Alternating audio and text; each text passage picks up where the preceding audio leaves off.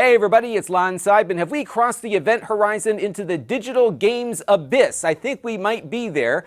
We, of course, have the Nintendo Switch game key card where you get a cartridge with no game on it. It's just a download key for their online shop. And we've got stories like this one that dropped last week about SNK delisting a bunch of its Neo Geo games that it had on the Google Play Store. Many of these games you would pay for. And what's worse, if you bought the game, you can't download it again because they are taking it off the store completely, even for people who apparently own the game. So in this video, we're going to dive into this a little bit. I've been buying digital games now for about 20 years since the original Xbox 360 launched, and I'm going to look back and see what games I can still get access to from that era. We're also going to look at my iPhone app library because there's a bunch of games that I no longer have access to on there. And I think it's going to be very insightful to see how we've been doing digitally and how we might be doing in the future. Let's get to it. Now, before we dive into this week's topic, which is all about hanging on to the things that we own, we have a sponsor, Oclean, who's about hanging on to another thing you own, your teeth. And if you lose them, you don't get them back. Have a look. So we are back in the Lon.TV bathroom because today's video is being brought to you by Oclean and their Oclean X Pro Digital Smart Toothbrush. It's an electric toothbrush that delivers 84,000 movements of its brush per minute with a brush design that gets into all of the gaps between your teeth. And together, the small brush head and gentle vibrations get your teeth exceptionally clean. On the front panel, you'll find a small touch display that allows you to select brushing modes and monitor your brushing session. After each brush, Oclean's smartphone app will give you a comprehensive analysis of your brushing performance and make recommendations for your next brushing. And if you don't want to use the app, the on-screen display gives you real-time feedback and allows you to go back to those missed areas before you stop brushing. So if you want to spend a little less time in the dentist chair and learn how to brush your teeth better, definitely check out the Oclean toothbrush. And for a limited time, you can get $40 off the Oclean X Pro Digital Set and get a free Ease Travel Electric Toothbrush. Details are down below. I want to thank Oclean for their support of the channel. So let's dive into this digital abyss and see what awaits us. Now, if this SNK story wasn't concerning enough for you, I've got another example of how game developers can pull the rug on the game you purchased. Ubisoft published a game a few years back called The Crew. It was a driving game. I think I've got a copy of it around here somewhere. And that game, even in single-player mode, required a connection to Ubisoft servers in order to operate. And Ubisoft shut the servers down on The Crew. They have now a Crew 2 game, and the original Crew game just stopped working. If you have a digital copy or a physical copy, it doesn't matter. Both don't work any longer because there's no server to connect to. And Ubisoft says in a lawsuit that gamers shouldn't have expected to own the game forever, which is very concerning to hear from developers, and it kind of confirms this concern that we really own nothing in the digital world. Now, there is a petition effort in the European Union where sometimes it's easier to get some consumer regulations put into place, and they have 1.2 million signatures on this already. And this effort is called Stop Killing Games, and what it requires is for game companies to at least make the game playable in perpetuity if you are buying it outright and not just doing a monthly subscription kind of thing. And they also want to see some commitment from game makers as to how long gamers can expect to play the game for if a server is required for certain features. So they would ask the developer or require the developer up front to say, we can guarantee you 5 years of multiplayer, for example, over the course of the life of this game. Game makers, of course, are opposing this effort, so we'll see how it all plays out. But clearly, there are a lot of unhappy video game consumers out there because of this Ubisoft issue and others. And one of the things that I love about video game consumers is that they are the most aggressive in asserting their rights in the marketplace. I wish every consumer segment had people as passionate as gamers, and they know when they're getting ripped off and they don't stand for it. And we've seen a lot of examples where game companies have changed course because of how angry the community got. So hopefully this effort does get the gaming development community to come up with some different options, maybe giving players and fans the ability to run their own servers or something to keep these games alive. But this is another area that we don't often talk about when we look at the impact of games and media going digital. Not only the licensing issues, but also the fact that they depend on operational servers. Now, I've been buying games, as I mentioned, for about 20 years now digitally. I like the convenience of it. I don't like the fact that I can't resell the games, that I don't have anything physical in the hand, but in many cases, digital is the only option. And what I did over the weekend was look back at some of my digital purchases that I've made over the years. And I was surprised to see how long some of these digital marketplaces have been in operation. So for example, Steam has been around since 2003. Steam as we know it is kind of in its 20th year here, having third-party applications on it for PC gamers. So they've been doing that since 2005. I've been on Xbox Live's arcade since 2005 when I got my Xbox 360. I did a little bit on the PlayStation Store with a PS Vita, but I've never really been much of a PlayStation owner, so I don't have a lot there. But I've, of course, bought a lot of games on the Apple App Store. I've got stuff on GOG, on the Nintendo eShop, and things on the Google Play Store. But I did go back to Xbox Live on my Xbox 360 that I hadn't switched on in a while because I was curious, can I get access to some of these old games that I have sitting on the system? Now, you can't get at what you purchased on their website. You have to load up an Xbox 360, log into Xbox Live with your account, and then when you're on that console, you can go into the account section here and pull up your prior downloads. So if you go to download history, you can see everything. I did try to go to purchase history and it didn't work. So I had to go through every game that I purchased through the download screen here. As you can see, they don't put many up on screen at once, and you have to scroll really carefully because if you scroll too fast, it locks up on you. But I was able to go back to the very first digital purchase I made on my Xbox 360, Zuma. I bought this the day the system came out, or in that week, and I was able to get the game to pop up and run after I downloaded it. And this is a 20-year-old purchase. So if you've got an Xbox 360, you can go and download the games that you purchased for it. And you also, of course, have the option to download the games that are backwards compatible onto your modern Xbox console, like the Xbox One S and X. However, a number of games that I purchased for the 360 back in the day were not carried over, and Microsoft said they largely finished their effort to get these games running on the newer hardware for now. They said they ran into some issues with licensing, legal, and technical constraints. So for example, one of my favorite Xbox 360 digital-only games is Afterburner Climax from Sega. This is a remake of Afterburner, that dogfighting game from the 80s. And in the game, they've got aircraft that they had to license, but to go through that process of getting it ready to port to the new console would require additional work. I don't think the game sold all that well, so it's just likely going to sit on the Xbox 360 only in perpetuity here. Right now, it's not a big deal. My 360 works. I'm able to download those games from the digital app store, but how long is Microsoft going to allow that for? Who knows? And that's the problem here, that I have to maintain this hardware to keep it all working because I don't have a physical copy of the game that I can carry around to multiple consoles. Now, there was an article that people got excited about in regards to Microsoft hiring for more backwards compatibility developers, but this is more about forward compatibility, where the current games would be backwards compatible in the future, and less about the old games becoming backwards compatible today. So I think the games that have been ported over to the modern consoles from the 360 are pretty much done and over with.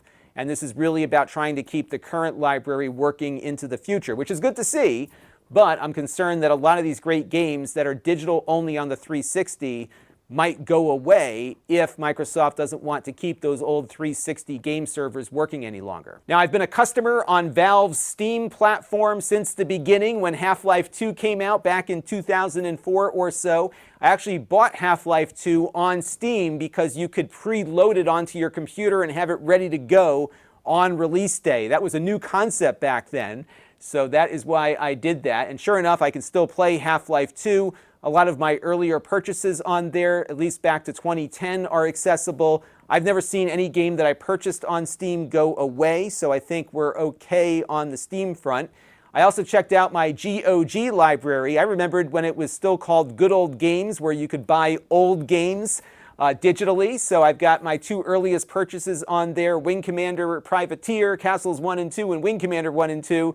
I bought all of those games back in 2011, and I still have access to them today. In fact, they've made some improvements to these games over time as well to accommodate more modern hardware.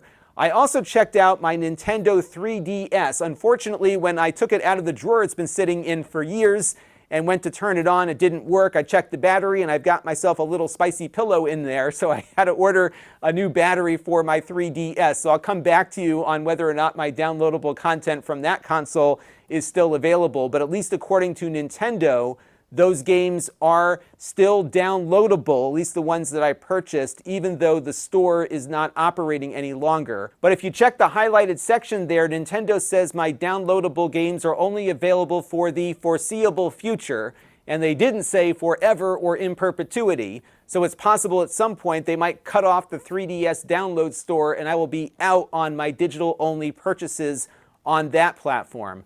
But the biggest offender I saw in as far as getting access to my old games was the Apple App Store on the iPhone. And if we go back to an article from 2017, Apple transitioned iOS from a 32-bit operating system to a 64-bit one. And if game developers didn't update their games to support the 64-bit operating system, those games would be inaccessible to any iPhone running iOS 11 or later. And sure enough, a lot of games have disappeared over that time. And some of the biggest offenders are actually some of the biggest companies, go figure. So check this out. Back in 2008, Electronic Arts came out with a great version of Simcity that ran on the iPhone. It was $10, which back then was actually a premium price for a game. Most games were like 99 cents or $2, and most of them came from small independent developers. But here you had kind of the equivalent of a AAA release on your iPhone. It ran great. I loved the interface on the small screen, and it was fun to be able to play SimCity wherever I went. And then it disappeared. So check it out. It's still in my list of games that I have purchased before. There it is, December 17th, 2008.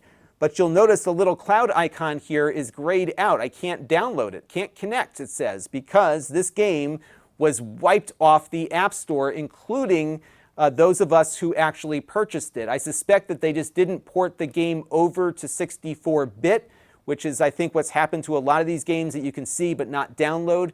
And it's kind of crazy that they really commanded top dollar back in the day, and this big development house, EA, couldn't get their game ported over to a 64-bit platform. But what they did come up with a couple of years later is something called SimCity Build It, which is a free version of SimCity. However, you got to buy all the add-ons here, the Sim Cache, in order to actually play the game. And it's that in-app purchase model, the free-to-play, or fee-to-play I like to call it, that they transitioned over to, and they left all of their paying customers in the lurch. Very, very characteristic, I think, of Electronic Arts, but really sad that this game that I paid for, I no longer have access to. Now, if I had an old iPhone with the game still installed on it, that would work, but there's really no other way to get things working.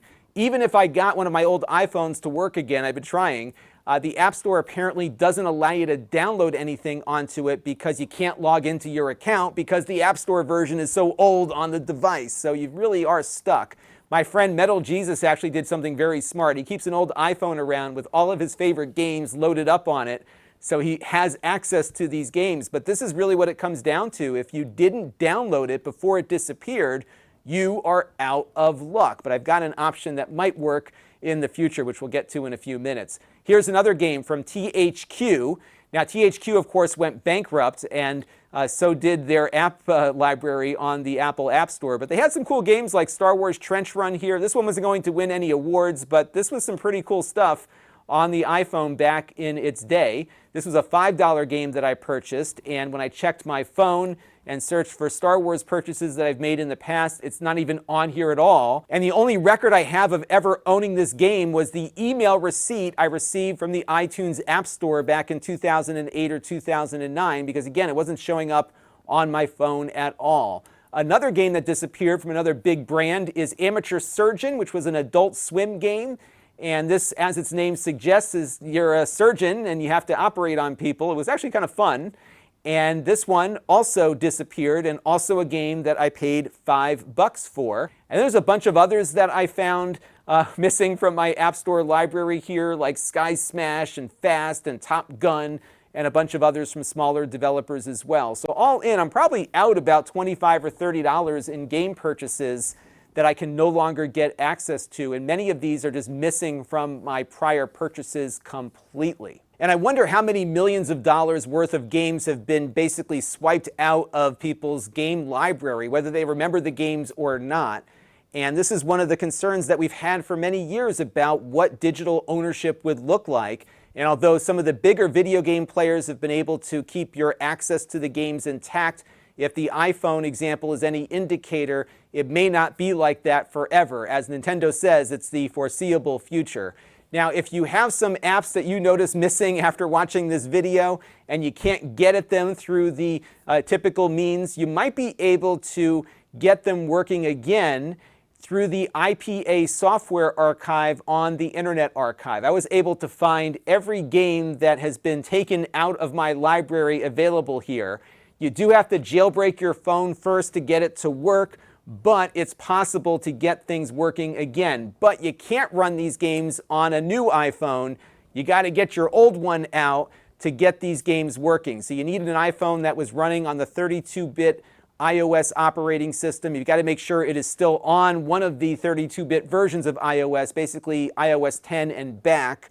And then, of course, you got to jailbreak it. Then you got to get the file on there and install it. It's not going to be easy, but there is a path to getting there, and it looks like the community here has stepped up to archive a lot of this stuff. You'll see there are 53,000 results on this archive. There are some duplicated entries, of course, but I was able to find, I think, almost all of the games that have been taken out of my library, and you should be able to find yours in there as well. So once again, the Internet Archive comes through, and I think this is why it's so important that copyright law really think about these things that people paid for that they no longer have access to.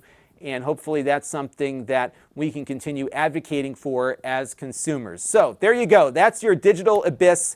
I think it's only the beginning here. So I'd love to hear from you as to what your experiences have been crossing the threshold of this digital abyss.